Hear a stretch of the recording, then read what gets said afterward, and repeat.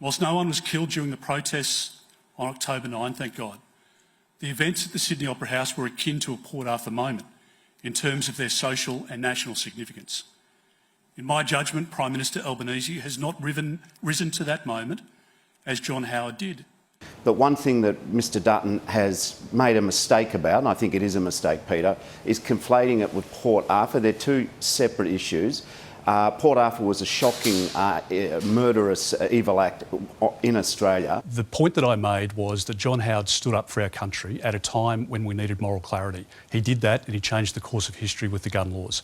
That's the parallel that I'm making to the absolute absence of leadership from the Prime Minister at the moment, which has given rise to those in the Jewish community talking about feeling unsafe in our country. I don't resile from that at all. But would you agree with comparing that protest, that pro-Palestinian protest at the Opera House, with Port Arthur, where 35 people were killed and 23 were injured? The point that Peter Dutton was making, there are pivotal and seminal moments in our nation's history where leaders, where prime ministers need to stand up. Last week, Peter Dutton took the side of another country that killed an Australian citizen. This week, he is using the murder in cold blood of 35 Australians to try to make a political point. You've got other Liberals like Bridget Archer, the Tasmanian MP, who's respected on all sides of the parliament, who has condemned Peter Dutton's words here and called on him to apologise. Do you understand that why there's been a reaction to these comments? We've even seen concerns from the local member of parliament down in that part of Tasmania that these comparisons have been regarded as offensive. Do you understand why people might react in that way? Well, I'd encourage people to read the speech because it was very carefully worded and very sincerely expressed. And Peter, like all of us, has been seized by this awful crisis of anti-Semitism in this country. I never thought we'd see the scenes that we've seen in this country. Why compare that to a situation of a mass shooting, which, as far as we know, didn't have that kind of political agenda?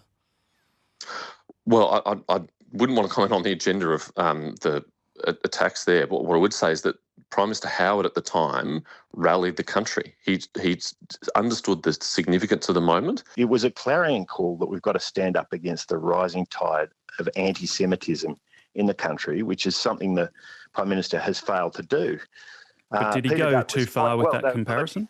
Let me get to that. Peter Dutton was pointing out the fact that John Howard showed the moral leadership that was needed in the wake of Port Arthur.